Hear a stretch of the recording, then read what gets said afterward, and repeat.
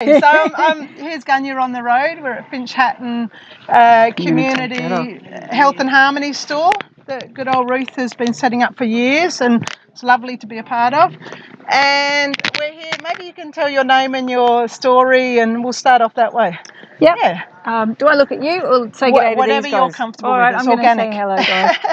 My name's Jennifer Emmett, and I am the author of a book named Beyond Possible, The Simple Formula for Living Your Good Life. That's not exactly the title of the book. I've forgotten it already. Yeah. Living the Life You Desire. And I wrote that book, I released that book last August. And the reason I ended up releasing that book is because I wanted to have this conversation with myself, really, about what is it that that has led a kid like me, who probably had a few things against me to have a successful life, but it turned out that I have had a fantastic life. And how did that happen was the story that I wanted to ask myself. And was it a pivotal moment in your life when this came together? Yep. Can you tell us a little bit about that? Yeah. Great, thank you. So when I was about 18 years old, I dropped out of school at 16 because I really didn't think I was too bright, and I didn't think I had much opportunity to do anything in life. Had no idea what I wanted to do. And when I was about 18, I had been working as a shop assistant. And I remember, I can still see the 18-year-old version of me. I've got this picture of myself standing in the back of that shop working, and I was thinking through this process. Here I am, and I was just realising that I was gay. Oh, so you're just waking up. And I was thinking, right, so I'm uneducated, and you're in a subgroup, and I actually was so naive about it that I thought that I would be the only gay woman in Australia. So you were fully isolated on this. And I was thinking, wow, okay, so I'm going to spend the rest of my life alone, and back in the 70s, you kind of grew up and you thought that some man, you were going to have kids, and then you didn't worry about your career. No. And I went, and also happening to be alone and look after yourself. So the whole future, what you knew to be true, had gone. And I went, okay, so if I'm I'm in this alone, all by myself for the rest of my life. Gee. Did you go down first, or what happened immediately when that happened? That awakening? That very day, right, I said these words to myself. I said, I'm going to have a good life. Oh, nice. And those words are the pivotal moment. It was a decision, and it's a decision I've never gone back on, because and making that decision mean I have to constantly ask myself, what is my good life? Yeah. And how do I make that happen? So then did you find you were measuring yourself as you travelled? Was that the beginning of your journey? Or? Yeah, and my good life has been an interesting life. We all have our ups and downs. Sure. It doesn't mean you don't have times, but it's been this path to help me go, what else do I want? And what else can I imagine for myself? Right. And if I can imagine this for myself, how do I go about even,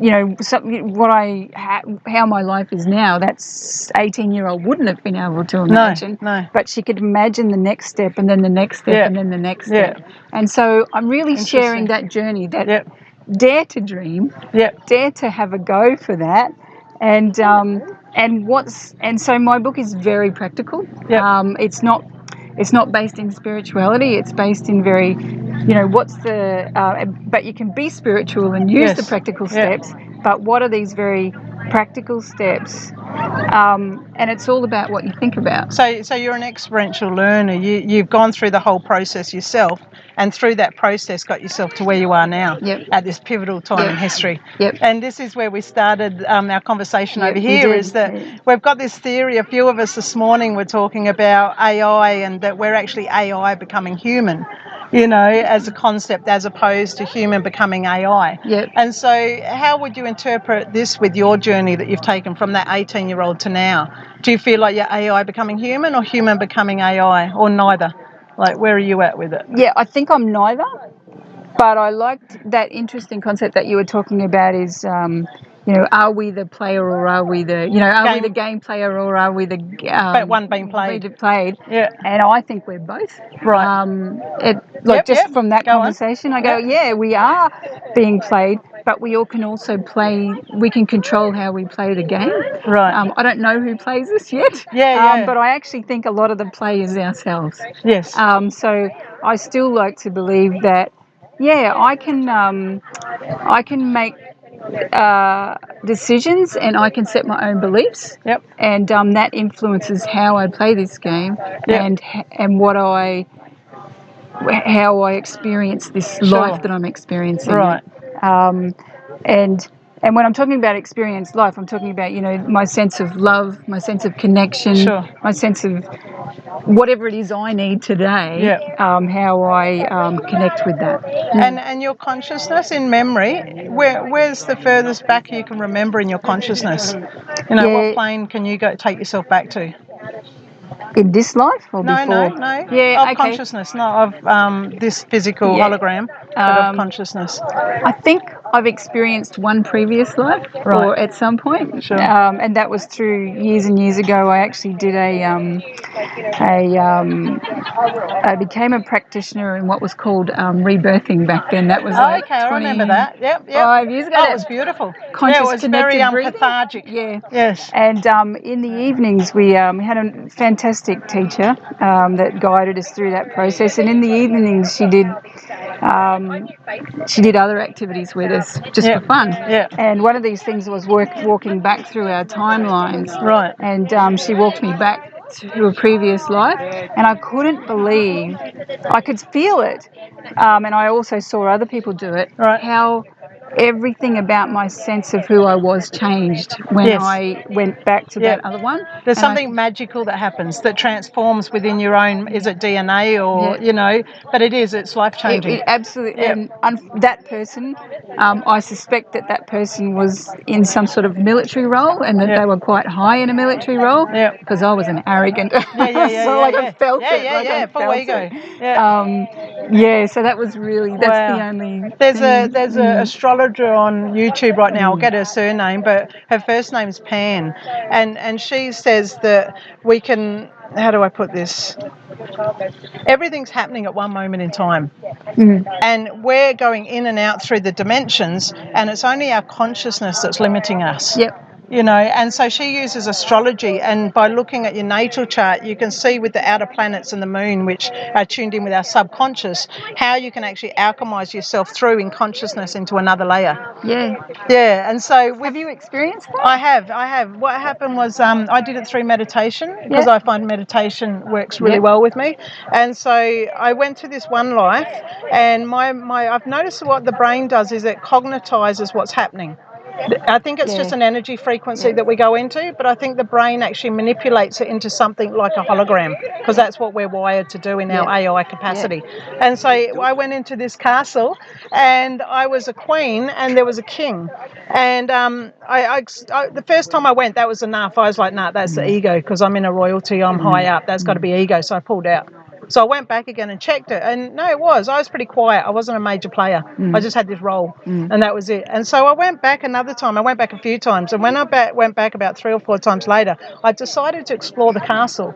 And what happens was I came to this doorway that went up a spiral, and I felt a great need to go up it. I was compelled to go up it. And so I started walking up it. And at the top, there was a big wooden door, and I'm trying to push it open. And I actually pushed it open, but I didn't feel any weight. But I pushed it open. And as I pushed it open, I fell into the room. And as I fell onto the ground, I looked up, and I looked into my eyes of another me. And as I did that, I flipped into the one looking down, and I remembered that this had happened. I'd seen something weird, but I must have blanked it out of my mind. And then I went back to the one on the ground going, I'm not meant to be here, and came back to now. Wow. So I have had a few moments where I've crossed paths with my other self. I did actually live with my other self once. There were both of us. She was, again, the brain cognitized it. So, but my latest findings in time travel and astral travel is that it's all actually happening at one moment. Yep. And so this leap in consciousness we're taking, thanks to COVID, thanks to the politicians, thanks to all of those people doing what they're doing, is allowing us to leap into full consciousness on a higher capacity, on a unified field. As you increase, I increase. Yeah. That's been my findings. Nice. I think I haven't, mine has been a very practical, mind you, I have done some, but this book is a very, hands-on it's practical, actually, which is what a lot of people need. It's really, it's in the mind rather than in the physical form. It is. Oh, beautiful. So can you give us some examples of what sort of exercises you've got in the book, so that if people want to get it, they know what's involved? So it's very much about going through, let's try and first think about, I find a lot of people don't let themselves even dream about what they might want or imagine what they might want, because life has trapped them into this is my experience, this is all that I can experience, so that the beliefs kind of lock out the possibilities. That's why the book's called Beyond Possible, to say you might have these possibilities in your belief systems now, but you can expand them. So first one is trying to get people to even allow themselves to dream. So I sort of talk about, let's, and I did write a program to go along with it. So what sort of exercise would you find in that? First one is first one is just sit down and go, well, if I was actually living the life I wanted to live, what would that be? How can I not limit myself about that question? And so, and I do sort of help guide through. So when you think about, what is the experience of life? It is my spirituality. It is my sense of love and connection, whether it's love and connection with myself and love and connection with others. It is my relationships. We do deal with other humans. So how do my relationships go with that? There is, I do need some financial capacity. I do need a sense of whether it's career or purpose. So what's my career or purpose then? We just had a little break there, because organic radio station, so we can do what we want. So what I thought we'd do is let's have a look at your book. Okay, so that's it. Called Beyond Possible, the simple formula for living the life you desire. If I had had my way, if I had thought it again, I probably wouldn't use the word desire. Okay, and what's that? I think I could have found a more grounded word than desire. So that will evolve. I mean, the beauty of the ebooks is you can change it as you go. So that's it. Available certainly from my website, jenniferemmett.com.au.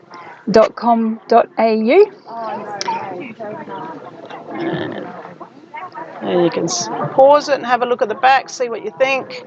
There we go. Thank you. And so step one is really talking about, let's even imagine that you do have things. If you were, people don't even ask themselves that question. If I was living my good life, what would it be? Because people often focus just on the things they don't like about their life. That's right. And they think about the things they don't like. They talk about the things they don't like. And we know when we think and talk about things, we create them. That's right. Let's start putting. We're spending this energy anyway. We're thinking and we're talking. So let's move some of that energy away from the things we don't want, and start actually putting it into the things that we do want.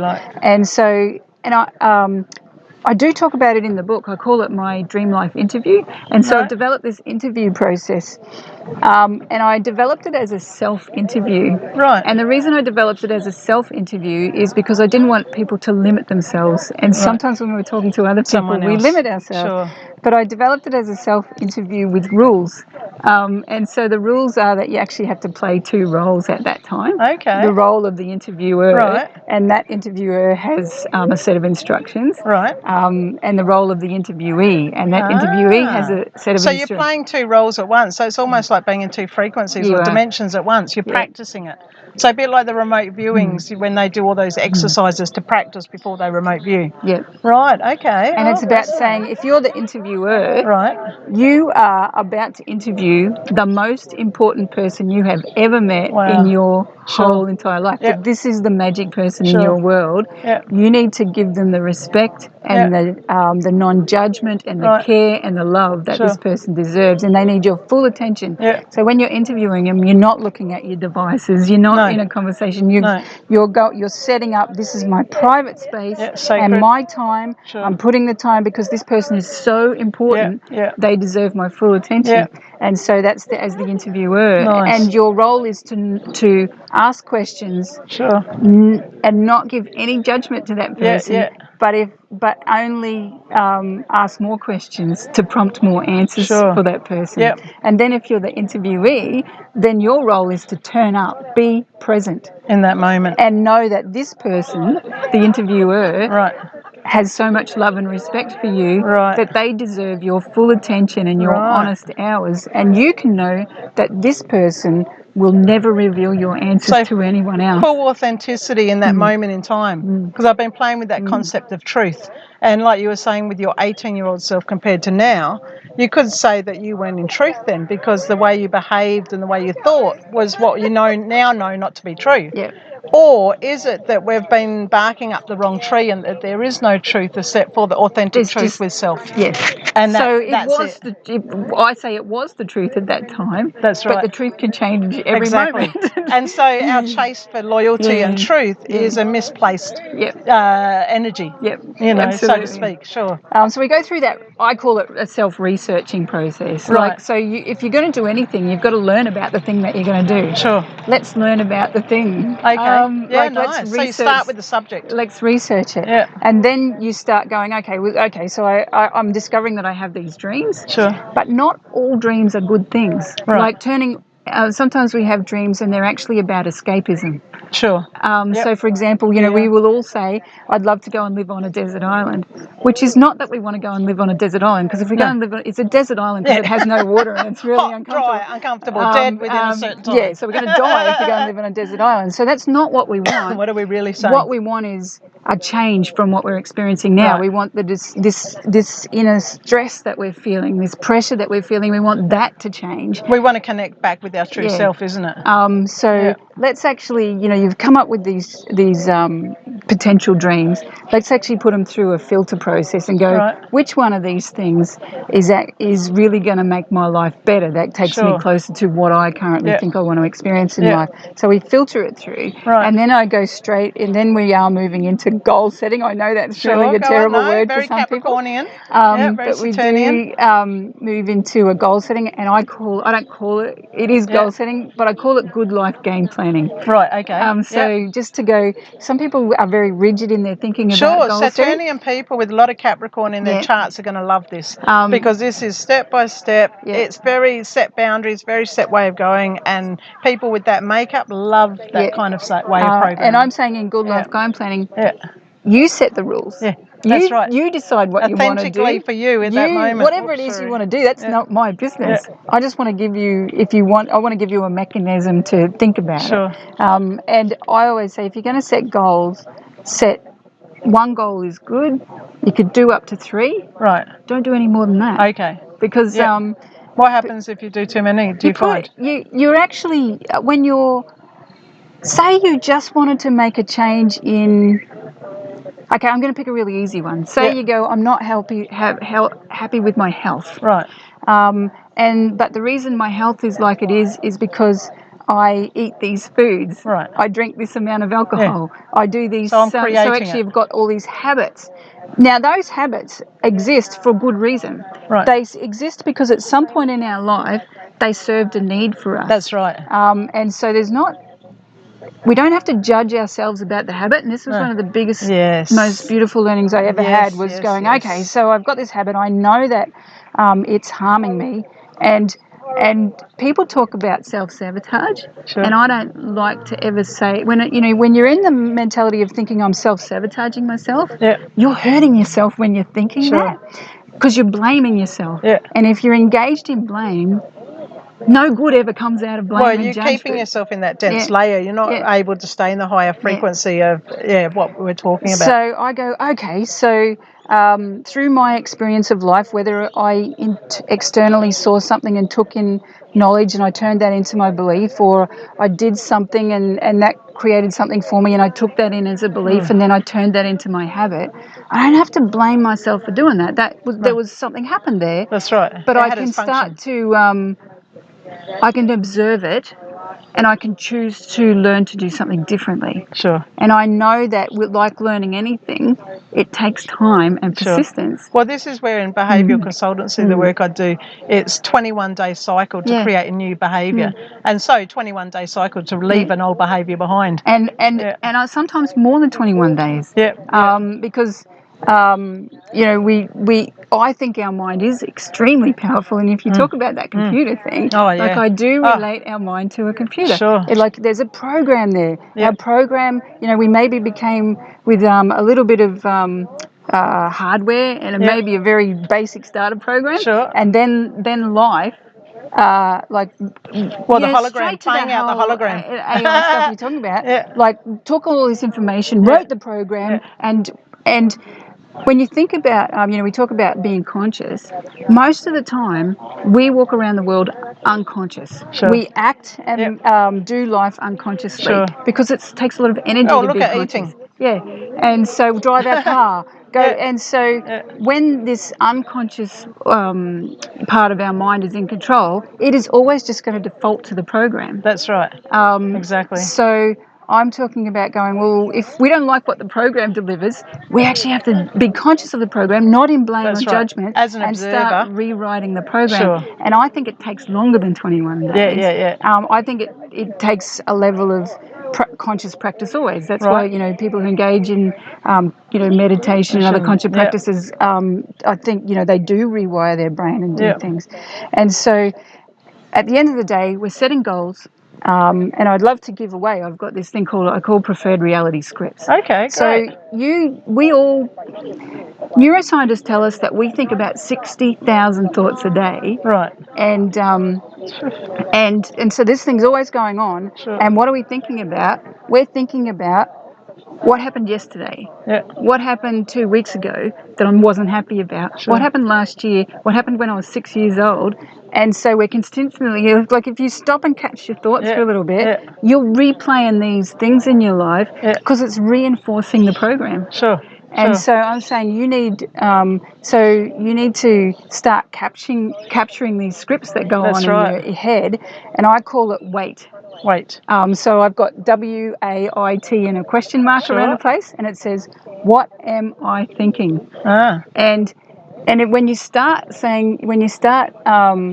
just randomly, like you need to ask yourself that question when you're doing really mundane tasks, when I'm brushing my teeth, when I'm driving the car, and going, what am I thinking? And when I first started asking myself I go, whoa, like if you think about, you know, affirmations and if I'm thinking that, I'm telling myself that I'm this type of person, that I do this type, and this becomes my words and my behaviours. My program. And I deliver on this because that's how powerful I am.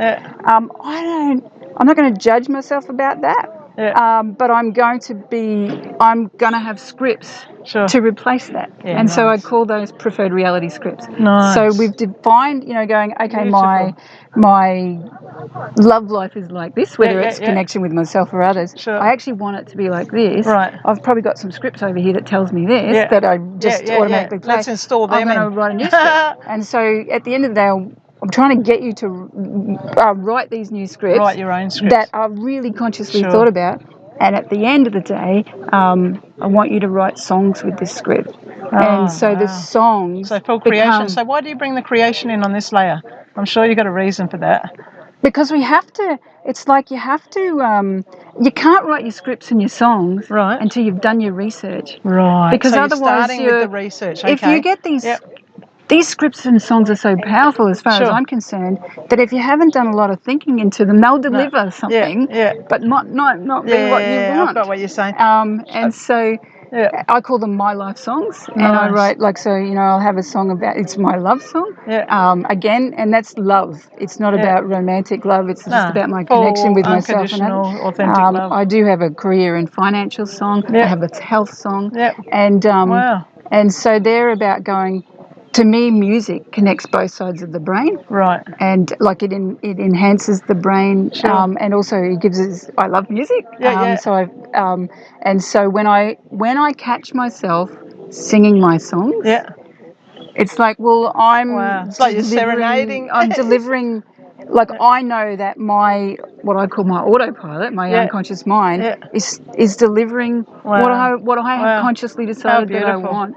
And do you hold workshops to teach people? Oh, great! I do. Can you tell us about them? I actually, it just happens. Excellent. Let's see. We'll put this up. And so I have, I wrote the book, which has all this information in it. So you could literally buy the book, and it would talk you through that. But I find that people like to be supported through that process. Sure. So I actually wrote the program called the Good Life Game Plan. Okay, Good Life Game Plan. And I've run groups of people through it. We started that in COVID, so we did it online, and it actually worked really well online. So I've designed it as an online course so people can actually join and do it themselves. But what I find is people love the group connection. Yeah. And so right now I'm offering to bring another group together. The online course is normally for $3.99, but I really, really want to share this with people because I love to see what people do with it. So if people sign up before the 22nd of April, they get it for $99. $9. There we go. It's a 6-week online course. Nice. And for 6 weeks, we'll log on. We log on a Sunday morning at 9 o'clock. Yep. And we just spend an hour having, making sure everything's working. Sure. But I find that when people have those group discussions, they learn so much from each other. Because the course is my knowledge. And I love being in a group of people who respond to it. So, okay, so $99. We'll put this up on our webpage, ganyaganya.com.au. There'll be a link there where you can buy the book and you can access the teachings. Okay, beautiful. Thank you. Thank you. I'll leave that with you.